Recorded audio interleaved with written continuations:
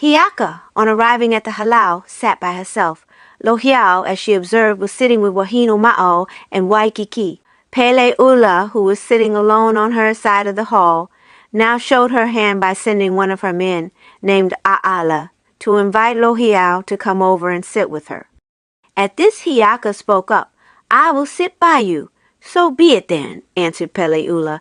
At the same time she muttered to herself, but she wasn't invited.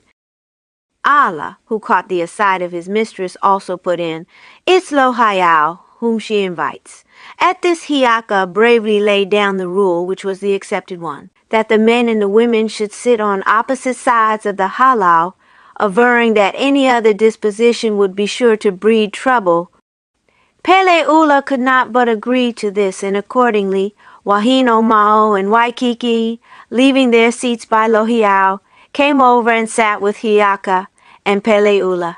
When the presiding officer of the game, the La'anawano, had called the assembly to order with the well-known cry, "Pu hio hio," and it came to the placing of the pahu kilu, short pyramidal blocks of wood, before each one of the players, who sat in 2 rows facing each other and separated by a considerable interval, Hiiaka objected to the way in which they were placed. A sharp discussion then arose between Peleula and Hiiaka, but the younger woman carried the day and won her point. Lohiau had a great and well-deserved reputation as a skillful champion in the game of kilu. When, therefore, it came his turn to hurl the kilu and send it spinning across the mat with an aim that would make it strike the pahu, which was its target, everybody looked for great things, and it was openly predicted that he would win every point.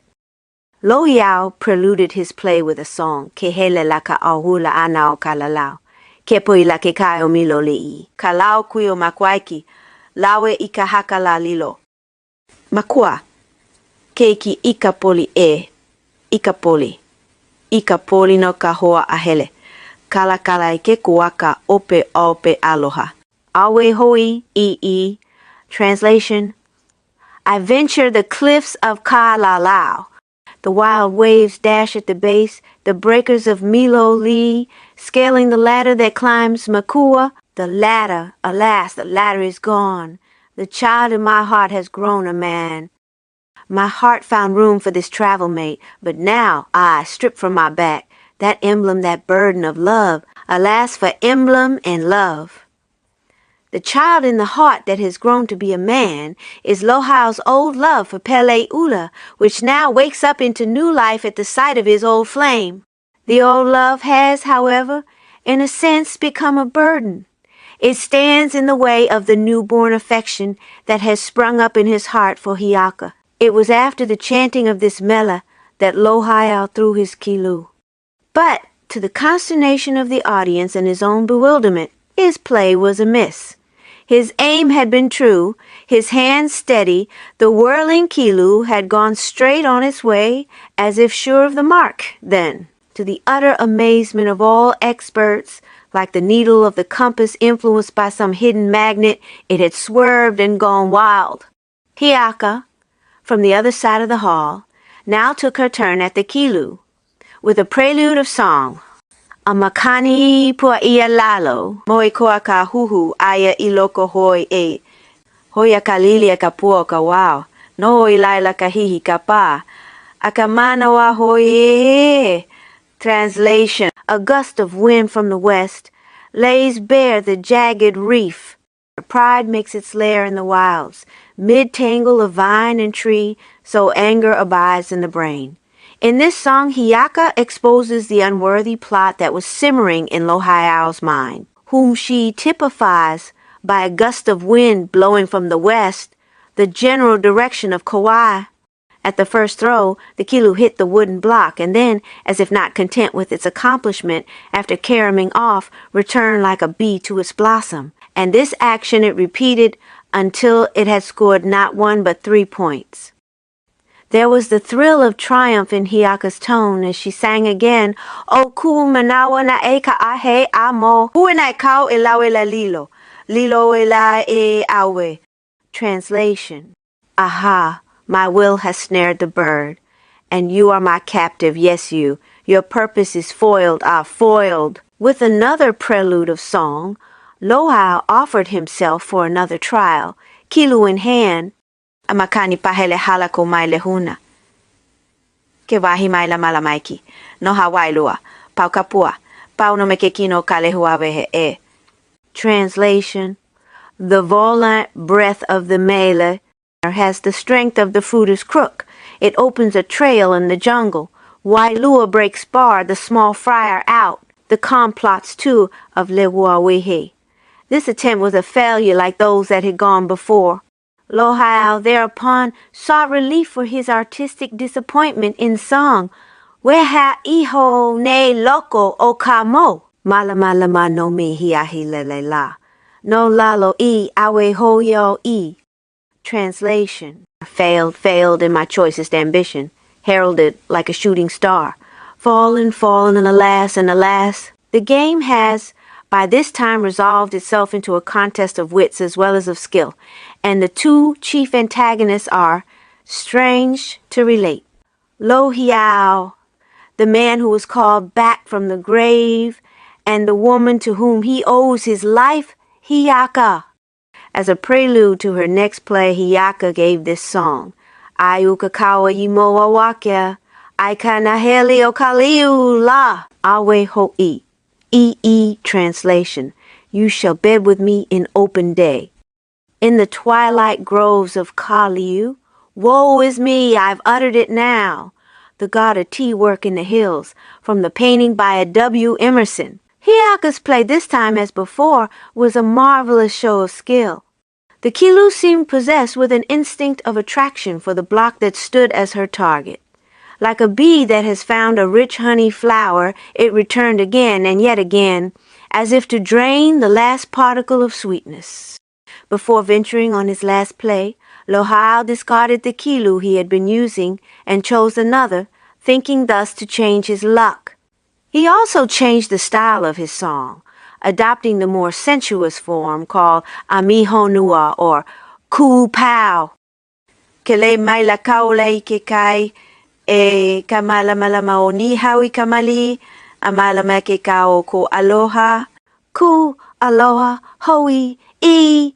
In the first line of this little song, Lohau, skillfully playing on the name Pele Ula, which he turns into Ka'ula, under the figure of the ocean tossing about that little island, banters the woman for her display of passion. In the second line, using a similar wordplay, by which he turns his own name into Nihao, he contrasts the calm of the latter island with the agitation of the former. Ka'ula is enwreathed by the ocean. Nihao looms clear in the calm, and clear is the tide of your love, the marvelous tide of your love. Peleula, in her surprise at the untimeliness of Lohau's performance, as well as in her deep concern at his continued failure, expostulated with him, "You have but one more play. Why then do you anticipate by indulging in the EMI? Perhaps if you were to address your song to my father Kamanu Wai, who is a skilled performer, who knows but what you might hit the target for once?" "Is it likely," Lohau replied, "is it likely that I shall hit this time, having missed so many shots before?" Thereupon the man completed his song, "Opuna nahele uluhala o kalu kalu. Wawalu ilia mohole nae nae, pihiala lawai o napali, holui holai ke kai, kinai ako laka e ha e." In Puna's famed thickets of hala, one's body is torn, a network of marks, climbing the walls of Nepali. The scent of Lao Ai pelts the scents, then fall, the petals sweet, to drown their pain. In the ocean that rages below, the kilu spins on its way. It must hit. No, fate is too strong for it and turns it from the mark. Lohau's song is an admission of painful discomfiture. The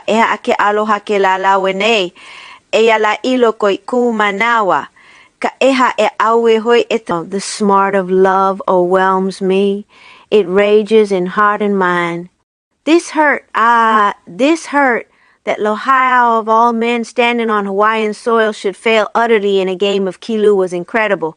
The man whose art availed to hit a grass top teetering in the breeze, to crush the nimble ant speeding on his way, to swat the buzzing fly flitting through the air. The audience was dumbfounded. In the failure to find excuse sufficient for the occasion, it took refuge in silence. It only remains for Hiiaka to pluck the fruit which her skill has put within reach of her hand. Her complete victory has become a foregone conclusion. Of that there can be no question.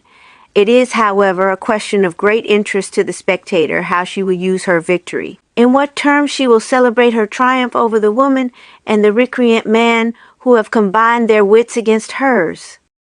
The answer to this question is to be found in the song with which she preludes her last play, Mahameha Kanakaole Kahoi Opuo Moyawa e Koke Auhe Ika Aina Kanakaole. Translation.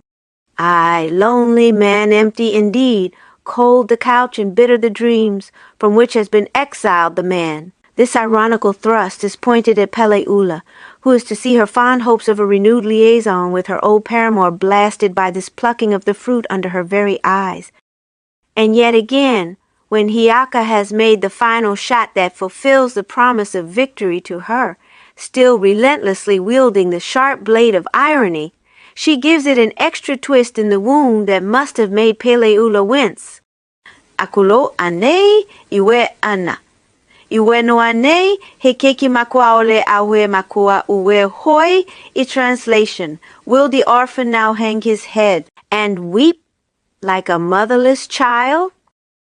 His mother is dead, let him weep. This two-edged blade cuts both lovers at one stroke. The youth in its ironical allusion to tears, the woman in the sly suggestion of motherhood, she being in fact old enough to hold that relation to the young man. The forfeit paid by Lohiau after his defeat was a dance, which he did with inimitable grace and aplomb to the accompaniment of a spirited song, his costume being the customary pau of the hula. Kuhoa ika ili hawamana. Ikulai na ekawai o hina. Hina ke oho o kahala. Ka okai pua o kahinalo ikawai e. Ia oe he wai nui kau. Ka ke aloha ina I ona. Ka mana o mai I ea oe. Translation. Yoke fellow and toil at mana. I'm swept off my feet in this flood. The leaves of the twisted hala. The sheath of its perfumy bloom. All torn by the rage of the stream, you alone remain to me now. Your love, if that is yet mine, if your heart remains with me still. Warming to his work, Lohiau continued. Kuhua ike kawelu oho malai lua, iho holu ia hopio ia e kamakani, nawe ke oho kakahala. Maiwa eke kaya puku e ea oe.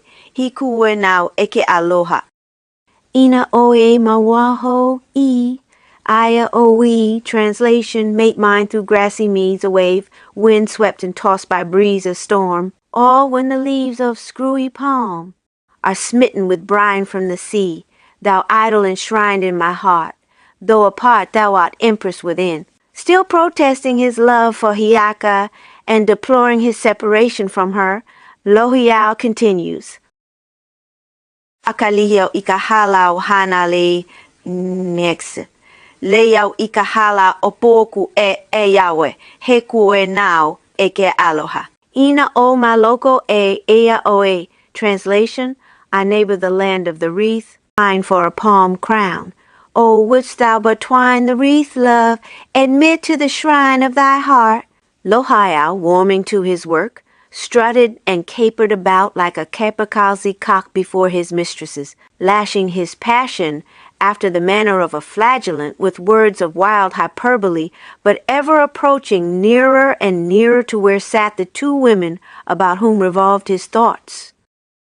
As to which one of them it was that he singled out as the center of his orbit for the time, that is to be deduced from a study of his song, Aloha wale ka nikiniki. Ke kana e po mai lehuna. E ai ana Hiiaka pa. Ike kahulia ke kalukalu. Honi wike ala o kahinalo e. Pewale ia wawa. E lei au. Lei hoi au ike kanaka. Ika mea aloha. A ka mea I ho'o pula pula hu. O ka mo I ea o. Translation: How precious the fillet that binds. Love's token of bloom with Maile. Climbing the wilds above Kapa. To watch the surge of waving grass. Make deep inspire of hala bloom. Beat down by pelting rain, pour on. I'd wreath my life with human love. Plant once again the tender flower that blooms in the kingdom of dreams. That is my dream, and here am I. The audience, moved by Lohiau's ardor, went into riotous applause. Hiiaka could not but admire the pathetic artistry of Lohiau, yet she remained the mistress of her emotions. Pele Ula, in contrast, became visibly more excited at Lohiau's close approach. Turning to the younger woman, she said, "Do you respond to this man's appeals?" "What is it you mean?" quietly asked Hiiaka. "Can it be that you are not stirred by his protestations?" "Put your hand on my bosom," said Pele Ula, "and feel the throbbing of my heart." Hiiaka convinced herself of the truth of the assertion, and in turn said, "Do you also lay your hand here and judge of my temper?" "You are as cool as a tia leaf," exclaimed Pele Ula, "while I am as hot as a bundle of luau." This interchange of attentions between the two women did not escape Lohiau. It inflamed him to another passage of song. Moe e no waialua ke kolau, kahikina maya kalawakua. Lelau ai ka mikioi. Ue aloha I ka pukolu, aloha waialohia ke kohola lele e, he lele pai ki kau ka manao, ka ke aloha kamali, hilalau e eia oe. Translation: Two rivers that chafe their banks, a mad rush to enter the sea, by the tempest whipped into foam, they roar and bark like hounds. Two souls that pine with love, a yearning for passion's plunge, their touch child's play as they kiss. Ah, mind the master's lunge! From his very nature, Lohiau was not qualified to reckon with the supernatural side of Hiiaka. His appeals had been on the plane of human passion, such appeals as would have subdued and won the heart of an ordinary woman. Still acting under these limitations, Lohiau aimed and shot the arrow that emptied his quiver of song.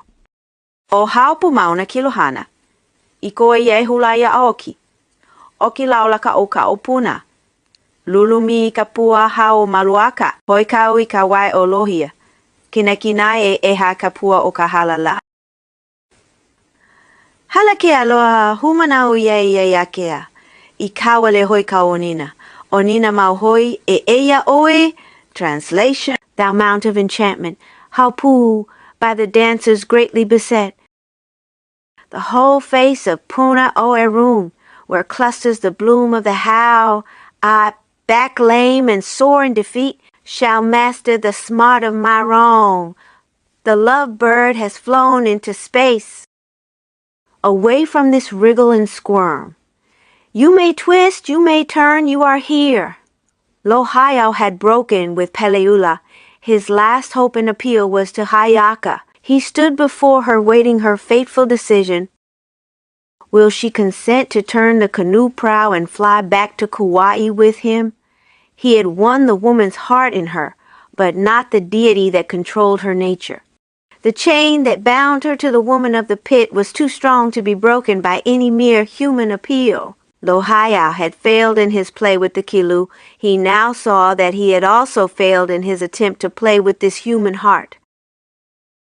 The game was up, he sat down. When Lohiau had retired in defeat, it became the turn of Wahine Oma'o to entertain the company. Wahine Oma'o, faithful, rustic soul that she was, whose only acquaintance with this fine art was what she had picked up from seeing the performances of her mistress and master. Her wits did not desert her and were equal to the occasion. Best of all, she had the wit to recognize her own limitations. Instead of pitching her song to some far-fetched hyperbole, she travestied the whole performance in a wholesome bit of nonsense that drifts down to us across the centuries as a most delicious takeoff. Oku, oka, o wahin oma'o. Wahin ia lohia ipo! Oku, oka, o wahin oma'o. Wahin ia lohiao ipo. Translation: the flim and the flam of the woman in green, handmaid to the man, who loveth the queen. If Wahin Oma'o had, of set purpose, planned an ironical takeoff of the hula kilu, or rather of Lo Hao's manner of acting, she could hardly have bettered her performance. Her dancing was a grotesque ambling and mincing from one side of the theater to the other. The unaffected good humor of the girl robbed the arrow of her wit of all venom while detracting not one whit from its effectiveness. Towards morning the audience made clamorous demands that Hiiaka, the woman whom their suffrage had declared to be the most beautiful that had ever stood before them, should present herself before them once again. Hiiaka willingly responded to this encore. Kukani ikamakani hau alia, o makahuna I huawa I. Wa iho la ke wa wale maila no, kawa hila hila moe wakea, ilunau kalao, hulau mai anake ki, kaunu mai anayao kamoe. E mohoi et hot breath from the sea sand wastes, love hid from day in a thicket of how. For shame, my man, such clamor and haste. The eye of day is open just now. Make love, aperch, a bird in a tree. You clamor for bed in the open. To bed with yourself. To bed. One Wahila is said to have been the name of a favorite hula of Pele Ula, so called after a princess who, with her brother Kamanawai, excelled in the performance of this dance. Her name has been perpetuated in an old saying that has come down to us, Ka'oa Wahila o Nuuanu. This is a gentle rain that extends only as far down Nuuanu Valley as to Willie or Judd Street. Tupo Puna, Puna, as the home center of volcanic action, knew what it was to be darkened by a volcanic eruption. Puna here stands for Hiiaka, and her companion whose home it was. The night that overshadows Puna represents allegorically the intriguing designs of Pele'ula. Hiiaka extricates her charge from the dangerous fascinations of the Kiluan. Hiiaka, having, by her marvelous skill, extricated her charge from the toils of the enchantress, turned a deaf ear to Pele'ula's urgent persuasions to abide yet longer and taste more deeply the sweets of her hospitality. Her determination arrived at, she wasted no time in leave-taking, but made all haste to put a safe distance between the poor moth and the flame that was the focus of his enchantment. Their route lay eastward across the dusty, wind-swept plain of Kula-o-Kahua, destined in the coming years to be the field of many a daring feat of arms, then through the wild region of Ka'imuki, thick set with boulders, a region at one time chosen by the dwarf Menehune as a sort of stronghold where they could safely plant their famous Ti ovens and be unmolested by the nocturnal depredations of the Swinish Kamapua. Hiiaka saw nothing or took no notice of these little rock dwellers. Her gaze was fixed upon the ocean beyond, whose waves and tides they must stem before they reached and passed Molokai and Maui, shadowy forms that loomed in the horizon between her and her goal. Hiiaka, standing on the flank of Liehi and exercising a power of vision more wonderful than that granted by the telescope, had sight of a wild commotion on her beloved Hawaii. In the cloud films that embroidered the horizon, she saw fresh proof of her sister's unmindfulness of the most solemn pledges. It was not her fashion to smother her emotions with silence. Ke ahi makapa I ka la e o wela kai ho I o puna. Malamalama kai o kuki la kuki akapoi hae hei ka ulu o haya I nanawale. Anana akune himea aha ia. Anana akune himea lilo aya. Translation: the fire split rocks bombard the sun. The fires roll on to the Puna Sea. There's brightness, like day at Kuki, ghosts of night at the eastern gate, and gaunt the forms that jag the sky, the skeleton woods that loom on high. The meaning of this wild vision, the meaning is desolation. At Kuliu, which they reached after passing through Waiale, Wailupe, and Niu, they came upon some women who were catching small fish and crabs in the pools and shallow water along the shore, and to satisfy their hunger, or perhaps to test their disposition, Hiiaka begged the women to grant her a portion of their catch to satisfy their need. The answer was a surly refusal, coupled with the remark that Hiiaka would better do her own fishing. As the sister and representative of the proud god Pele, Hiiaka could not permit the insult to go unpunished. Her reply was the utterance of this fateful incantation.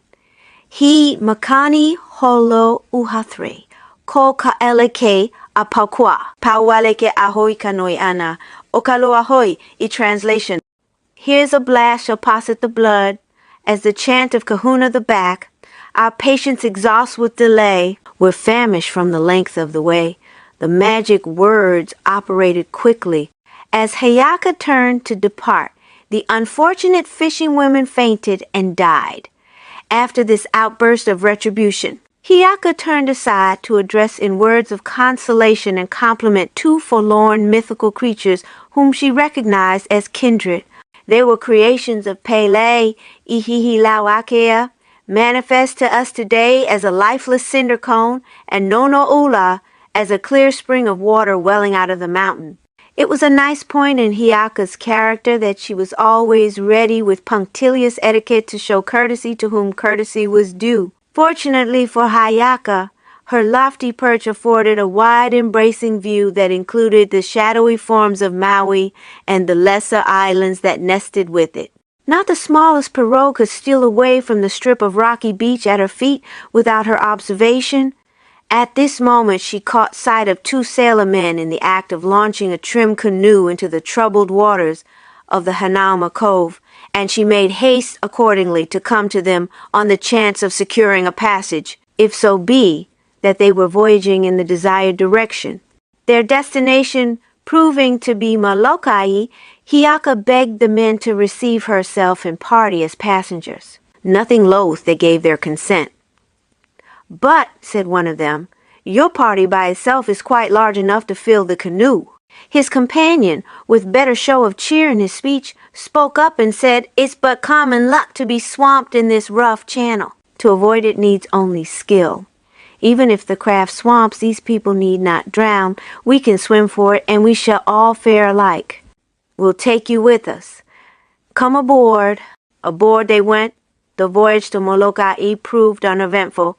They landed at Iloli, a barren place that offered no provision to stay their hunger. When Hiiaka therefore learned that these same canoemen were bound for the neighboring island of Maui, she wisely concluded to continue the voyage with them.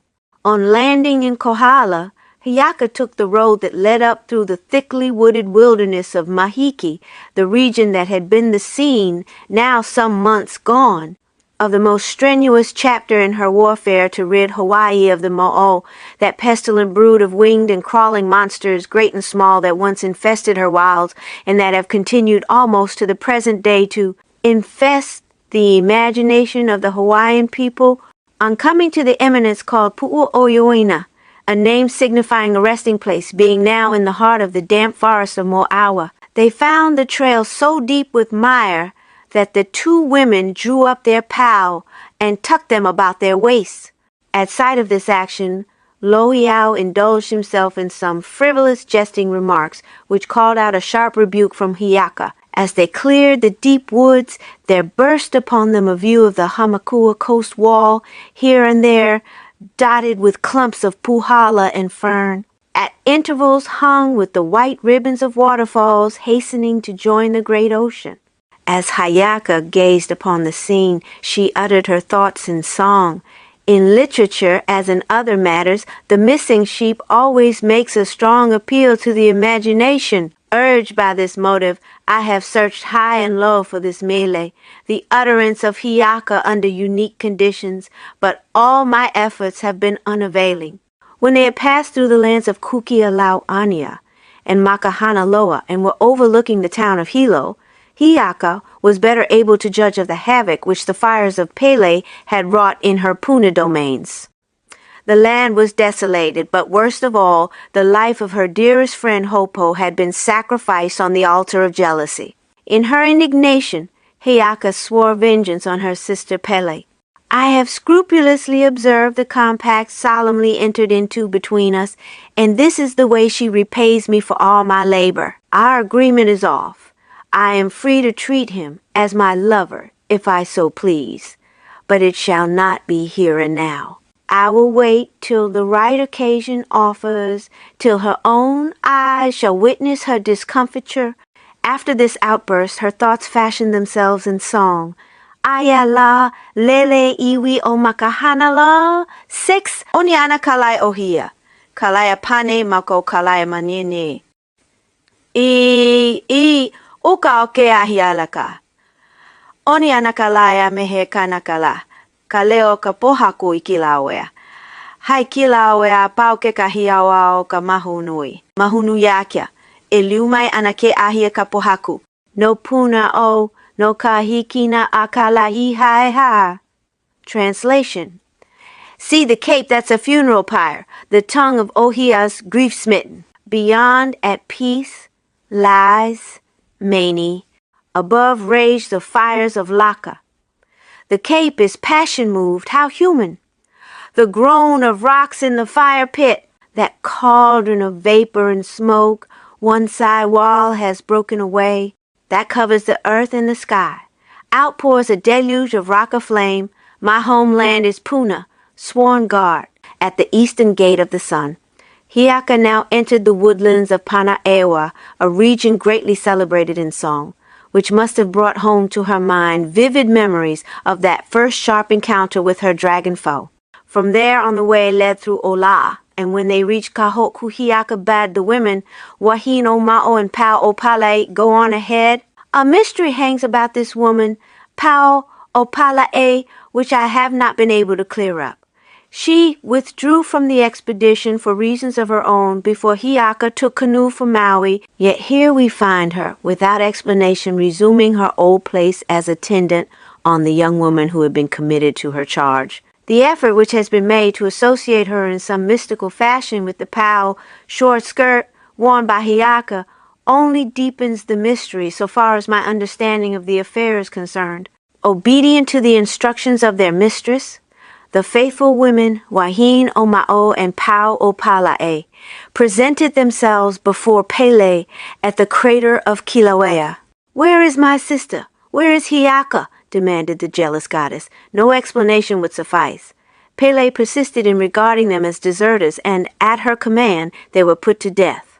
According to one version of this story, Hiiaka made free use of her powers of enchantment in withdrawing from the presence of Peleula at the proper psychological moment, with the wreath of victory crowning her brow, while Peleula was vainly intent on an effort to turn the tide of her own defeat and gain the shadow of a recognition as mistress of the game. Of Kilu, Hiiaka, with a significant gesture to her companions, spat upon the ground, and, her example having been imitated by Wahine Oma'o and Lohiau, their physical bodies were at once transported to a distance, while their places continued to be occupied by unsubstantial forms that had all the semblance of reality. Tu makapa, an expression used of stones that burst when placed in the fire. 3 makani holo ula. The allusion is to a cold wind that chills the naked legs of the fisher folk. 4 paukua, a place name meaning consumed in the back, a clear reference to the fact that the kahuna's black art very frequently made its fatal ravages by attacking first the back. 5 lele iwi, the name of a cape that marked the coast of Puna. The word also has a meaning of its own, to express which seems to be the purpose of its use here.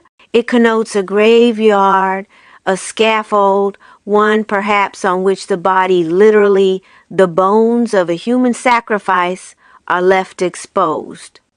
Makahanaloa, the name of another cape, also on the Hilo Puna coast. Le Ohia, literally Ohia cape, meaning a forest growth that stretched out like a tongue. Ada pane, a species of lewa that has red flowers much fed upon by the birds.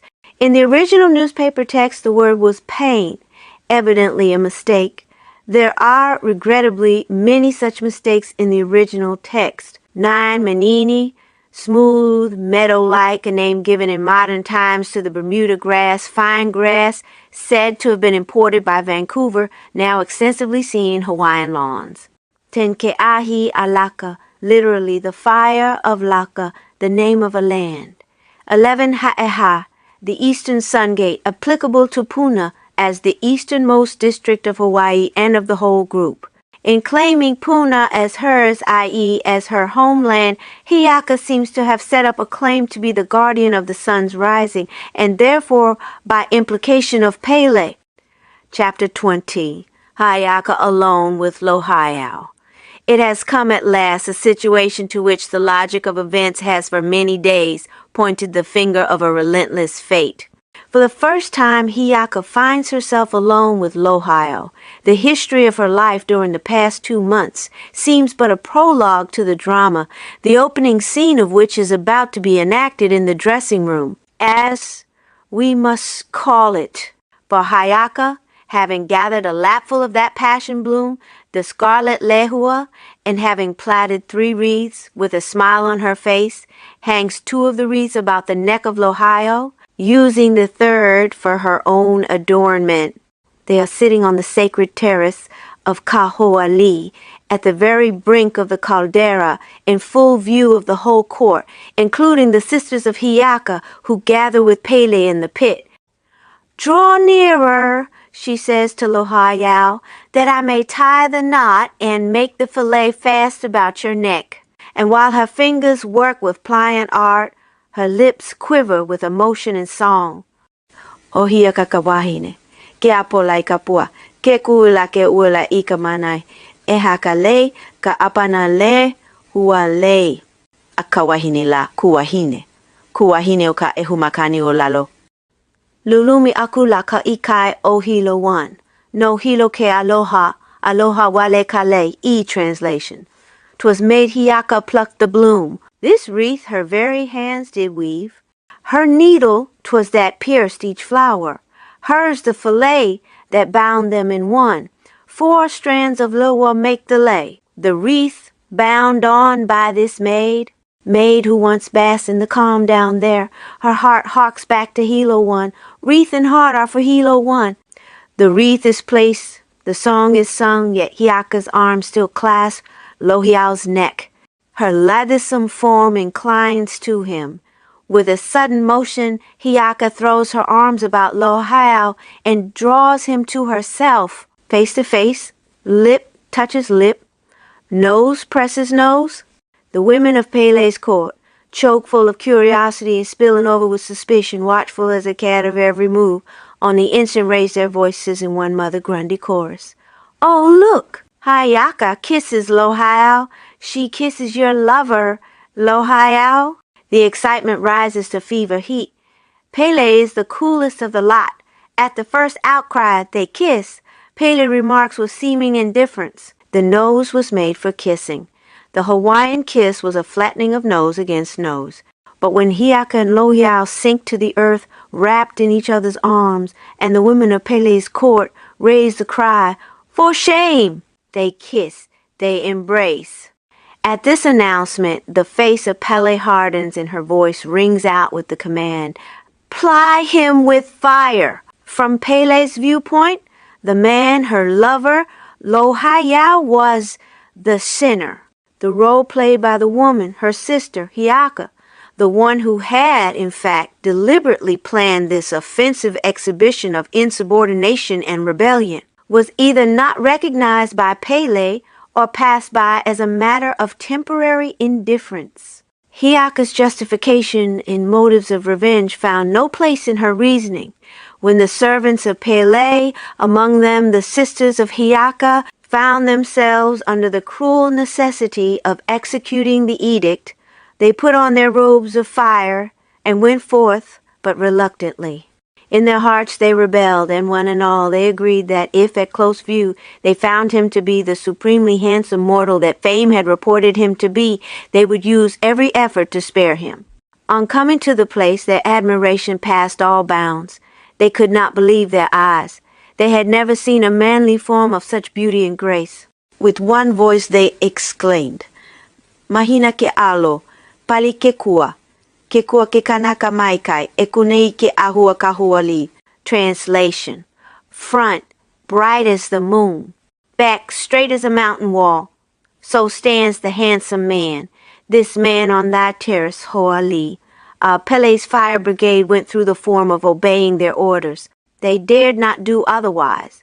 Acting, however, on their preconcerted plan, they contented themselves with casting a few cinders on the reclining form of Lohiau, and then, shamefaced, they ran away, an action that had the appearance of reproof rather than of punishment. The effect on the mind of Hiiaka, whose insight into the character of Pele was deeper than that of Lohiau, was far different from that of mere admonition or reproof. She recognized in the falling cinders a threat of the direst import, and at once braced herself to the task of averting the coming storm, and of disarming the thundercloud that was threatening her lover. "Have you not some prayer to offer?" she said to Lohiau. "Yes," he answered, and at her request he uttered the following: Wawela pulena ikeahahi, wawela kamauna o e kahuna. Ue au punia ikeawa. Kilo hiaku au o ka mauna o ka lua I hawa mai ana ke a. Kalau e hulau. Hulau mai ana ke ki.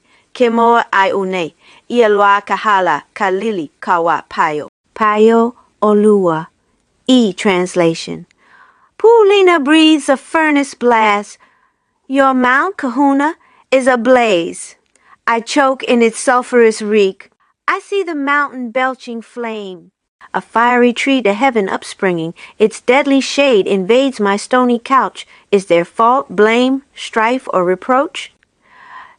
Let the strife be between you two. To this proposal of her chivalric companion, who would throw upon the woman the whole burden of fault, punishment, and strife, Hiiaka made answer in this address to Pele. Puka mai ka wahine mai loko mai wura ka lena. Mai ka moko po a kaine. E noho anao kanilawa pua I ke wan lawa kain. Ninao mai uka, no wai he wafing.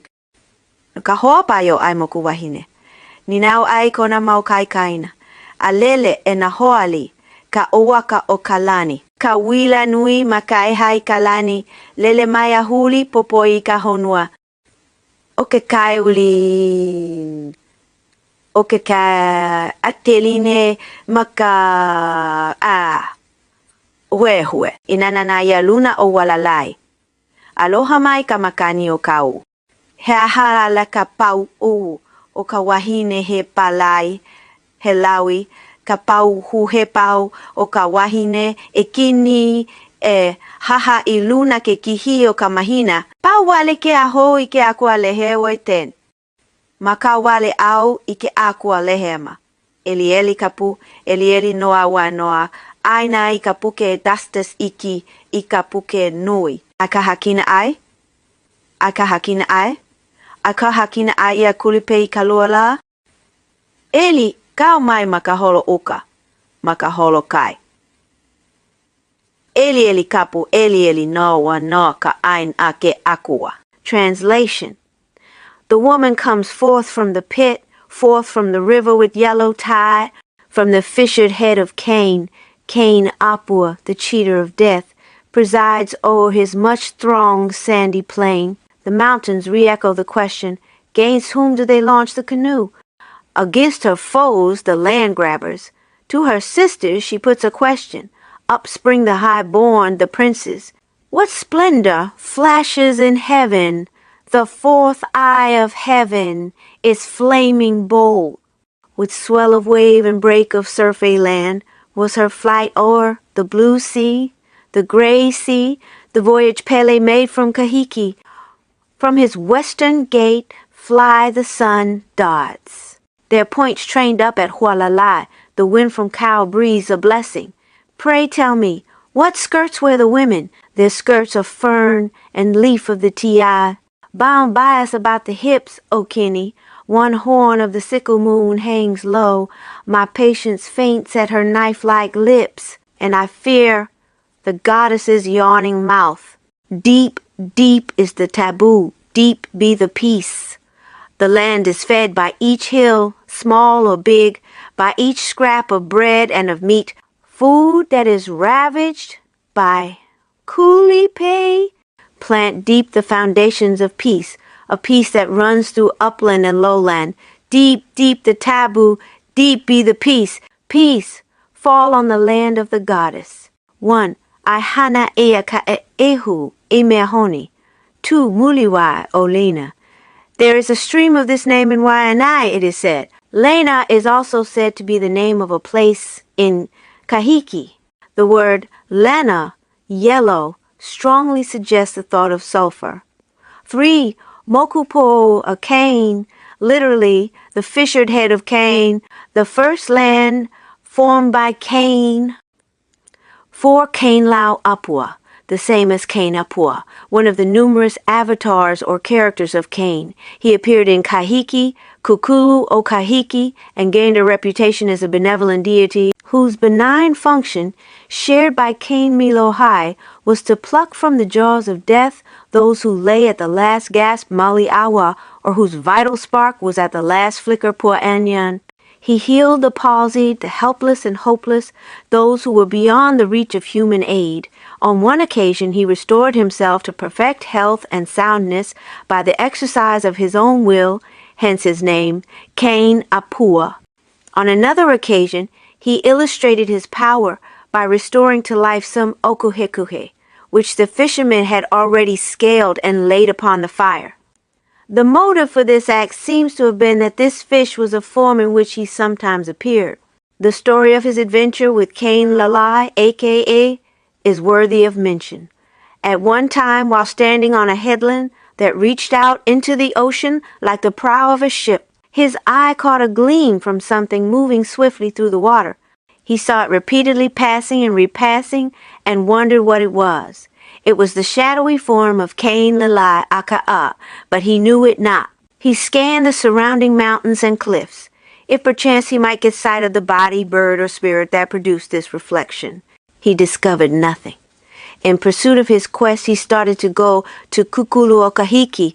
On the way, he met his relative Cain Milohai out in mid-ocean. "Are you from Kanaloa?" asked Cain Milohai. That meant, "Are you from Lanai, Kanaloa being the name formerly given to that little island? I am from Kanaloa and in pursuit of a strange, shadowy thing that flits through the ocean and evades me." You don't seem to recognize that it is only a shadow, a reflection.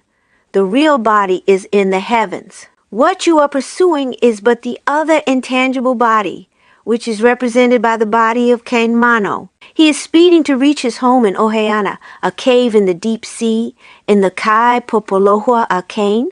"How then shall I overtake him?" asked Cain Pua. "You will never succeed this way.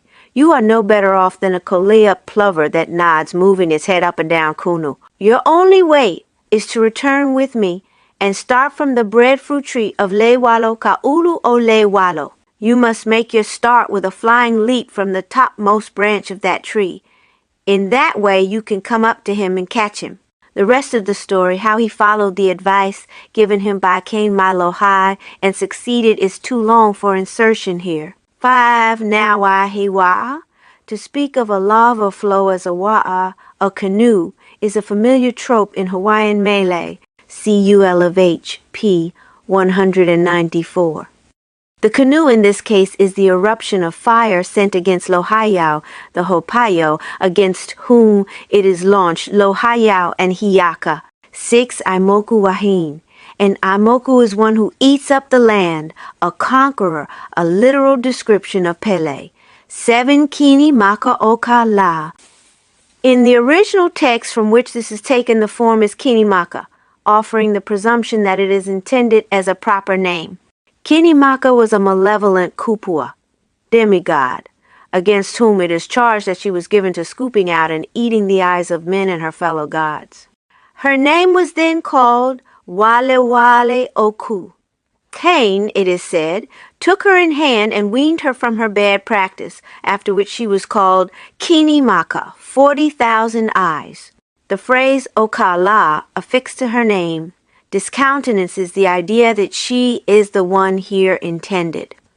It becomes evident that the whole expression means rather the many eyes of the sun, i.e., the many rays that dart from the sun, and this is the way I construe it. 8 pau o ka wahin, the question as to the kind of pau skirt worn by the women, those of Pele's fire brigade, as I have termed them, is pertinent from the fact that the answer will throw light on their mood and the character of their errand, whether peaceful, warlike, etc. The answer given in the text, line 20 of the translation, is their skirts were fern and leaf of the ti. A pau of fern was said to be hano dignified.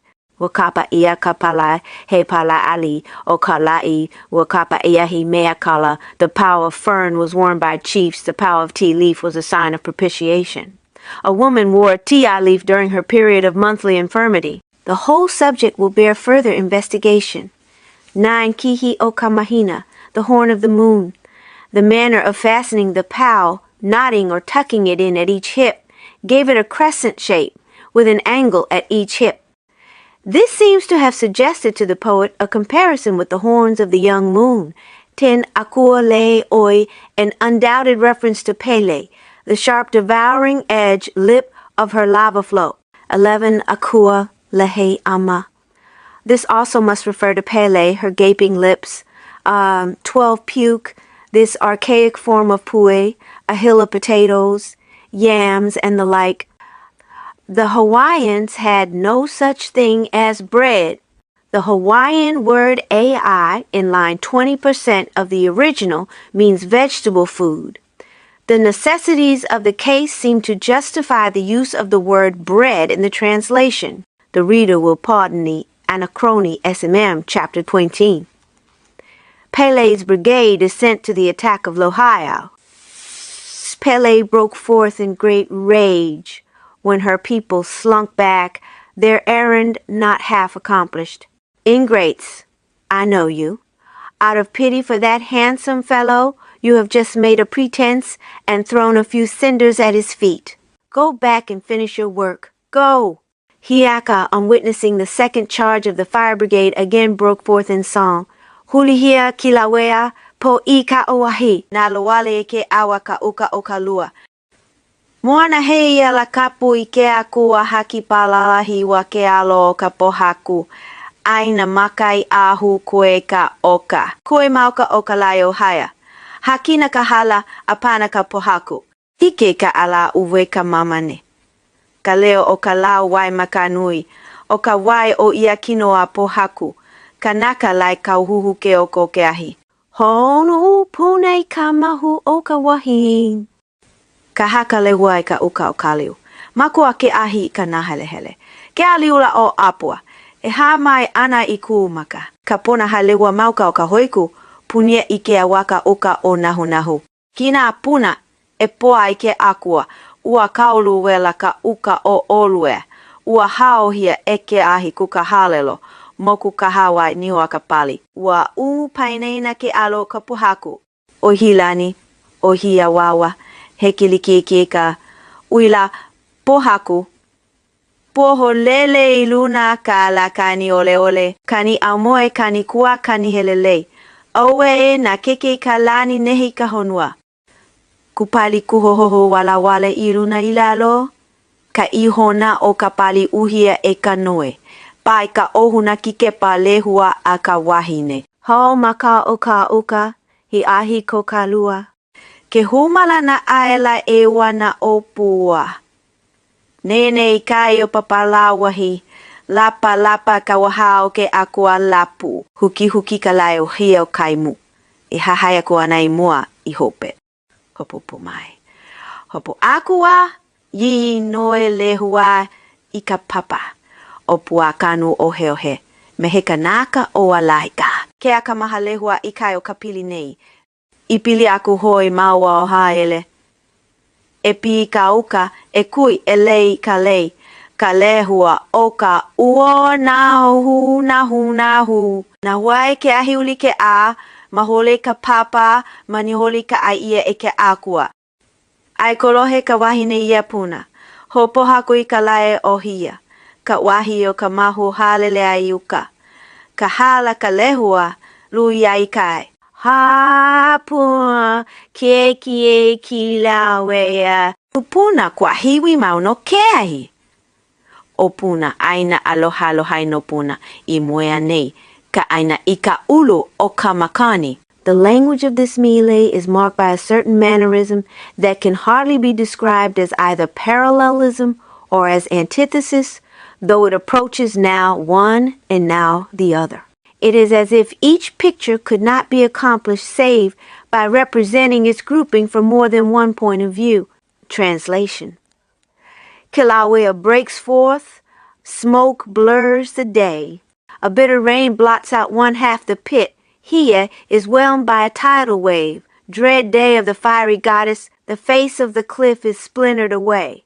The lowlands are littered with fragments. Her besom spares other land, not the park. The screw palms are rent, the rock plates shattered. The boulders grind, the mamanes groan. I hear the pitiful sob of the trees. The tree gods weep at their change into stone. Man, like the roof pole, strangles in smoke. Puna chokes with the steam of the woman. How groan the lewas of Kaliu, a quivering flame enwraps Apua. Mine eyes are blinded at the sight of the forest circle of Hoku. Nahunahu is swallowed up in the rack. Puna, how scarred, by the goddess ravaged. Oluea's uplands quiver with heat. What ravage its rocky strata uptorn? Deep gullied the canyons. Toothed are the cliffs. Like an oven glows the face of the rocks. Now heaven hurls her forked bolts, and bitter thunder bombs. Rocks burst and fly.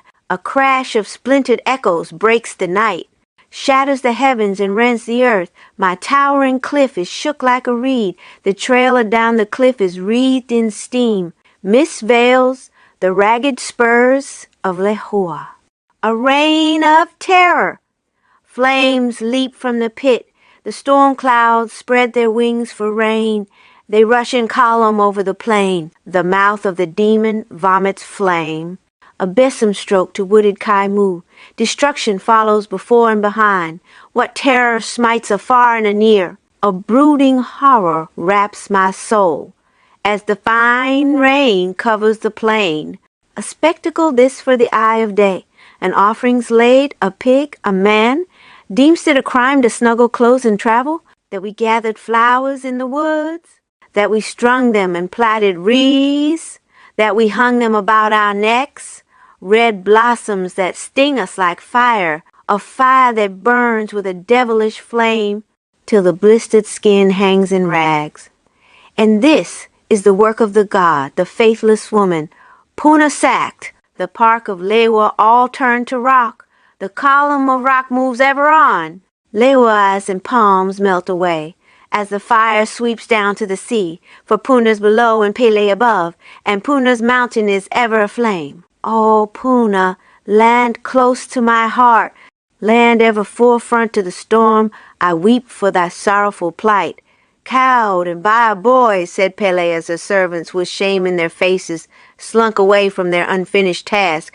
This is no job for women, she continued. These girls can't stand up before a man, not if he has a smooth face and a shapely leg. As she spoke, the fire lake in Hail Mau Mau took on a ruddier hue, lifted in its cauldron and began to boil furiously, spouting up a score of red fountains. And gods, take these fires and pour them upon the man, said Pele, addressing Lona Makua, Kupulupulu, Kumokuhali, Kualanawao, Kupaike, Kapohakao, Kamahuali, Kanamilohai, and many others.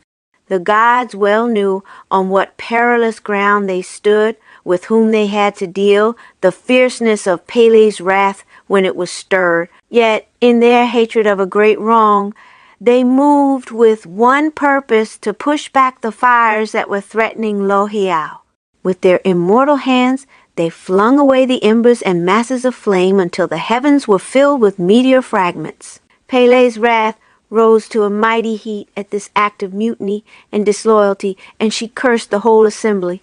"Go," said she, "back to Hulinuhu whence you came. Let the land on which you stand remain barren and yield no harvest nor any food for mortal or for immortal." Now Pele was one of the chief gods on earth. The land was hers. Did she not make it? Her authority extended also to heaven. Did not her flames mount to the zenith? All the gods, even the great gods, Ku, Kane, Kanaloa, and Lono, depended on her for certain things. When she voyaged from Kahiki to the new land of Hawaii, they were constrained to follow her. Not because of any command she laid upon them did they do this, but because such was their inclination. Where Pele was, there was food, wealth, the things they had need of. They followed as a dog tags after its master. The threat made by Pele was then no idle breath. It was a thing of terrible moment. To be stripped of their fat offices and banished to a far-off barren land, a terrible sentence. Some of the gods gave in at once and made their peace with the terrible goddess. Of those who stood firm in their opposition were Kumoku Hali'i, Kupulupulu, Kualanawau, Kupa'aike, and Kumauna. Condemned to banishment, they were indeed in a sorry plight. They found themselves on the instant deprived of their jobs and of their power. Food they had not, nor the means of obtaining it. These were in the possession of Kane and Kanaloa. The ocean was not free to them. It was controlled by Kamoho Ali. In their extremity, they became vagabonds and took to the art of canoe-making. Thus were they enabled to fly to other lands. New dispositions having been made and fresh stratagems set on foot, Pele turned loose another deluge of fire, Lono Makua consenting to manage the operation. The fire burst into view at Kau, from which place it backed up into the region of Ola'a, and there divided into two streams, one of which continued on the Hilo side, while the other followed a course farther towards Kau. Lohau, thus surrounded, would find himself obliged to face Pele's wrath without the possibility of retreat. Hiiaka, not fearing for herself but seeing the danger in which her lover was placed, bade him pray, and this was the prayer he offered. Upoi hakikaiko kaloa. Hakiku hakikakala ka ino.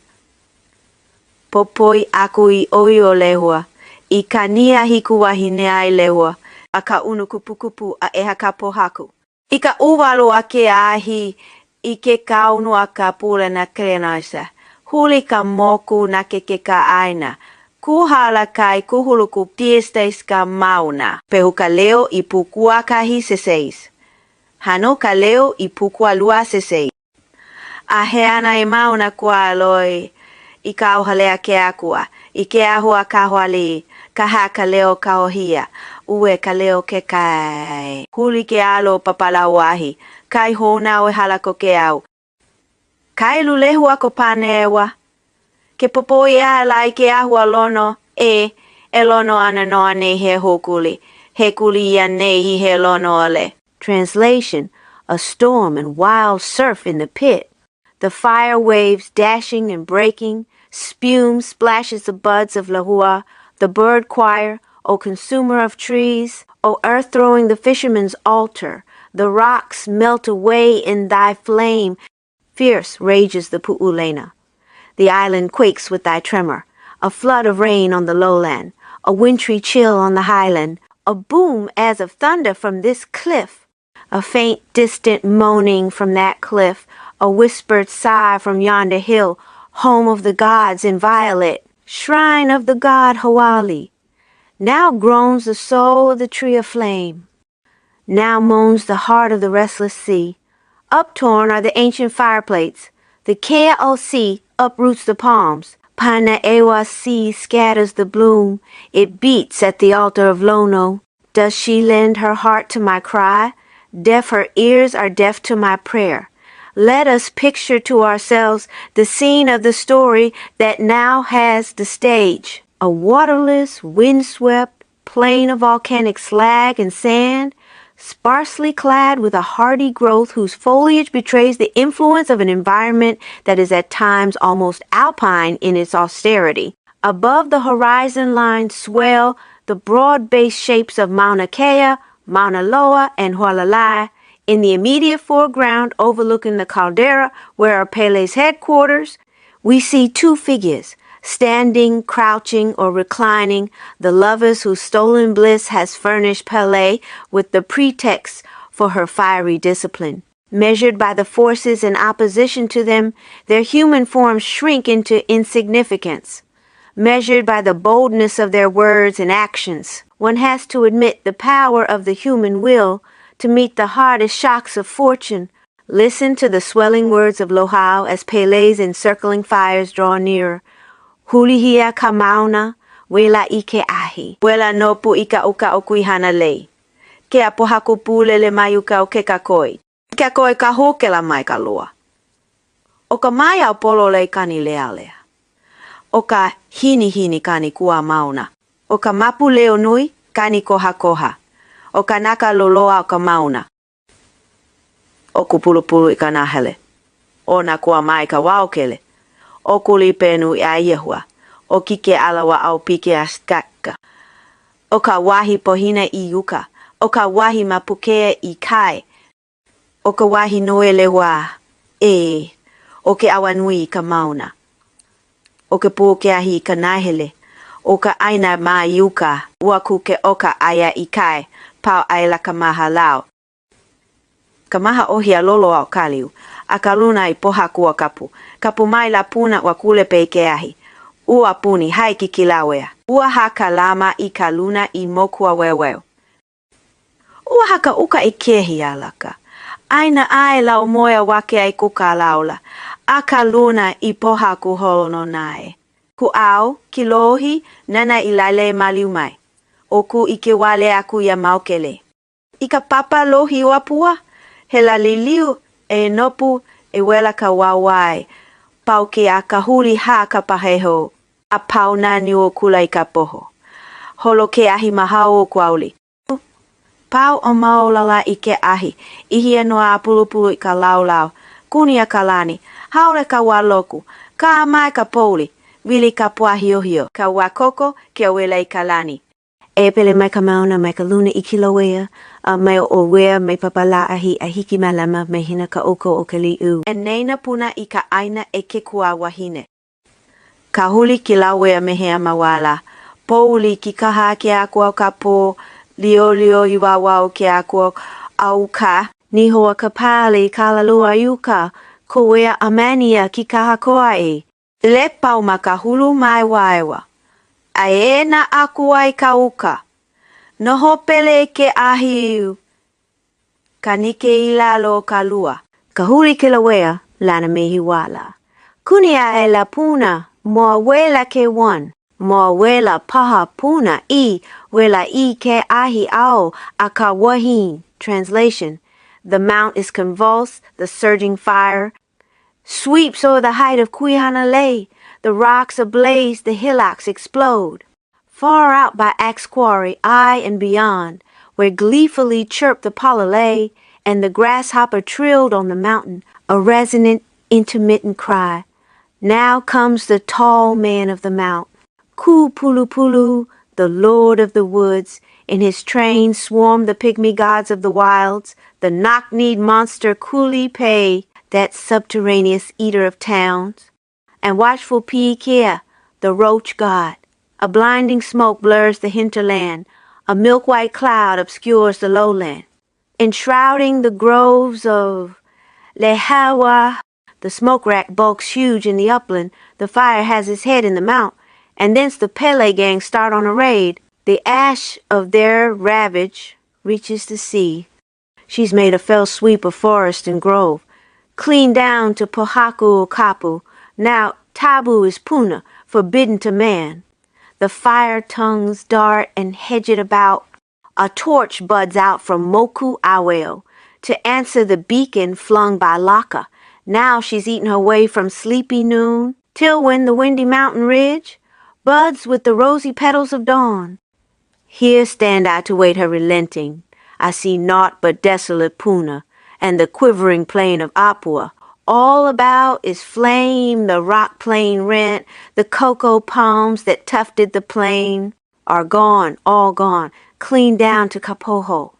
On rushes the dragon with flaming mouth, eating its way to Omaolala. For tinder, it has the hair of the fern. A ghastly rain blots out the sky. The sooty birds of storm whirl through the vault. Heaven groans, adrip as with dragon blood.